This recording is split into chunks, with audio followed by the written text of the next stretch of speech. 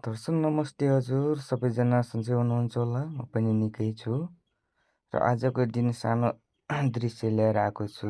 नासपाती हाम्रो गाउँघरतिर पनि पाइने।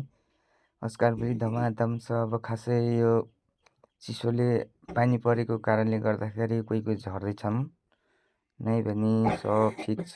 आजकल भेलिको पानी भनेपछि मौसम भनेपछि कहिले कस्तो गइरहन्छ। आज म नासपाती खान आएको।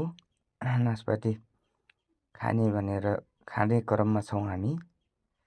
अनि घुम्नु होला, नासपाती खाने इच्छा भए सम्झिनु होला। पक्कै पनि हजुरलाई उपलब्ध गराइदिनेछु म। खानुहोला, चाखेर जानुहोला। बेच्ने त्यस्तो त छैन है, तर फेरि पनि चखाउन सकिन्छ। अलि पहिला खासै मिठो हुँदैन, अहिले भने एकदम गुलियो है, राम्रो छ। खाएर हेरौँ अब।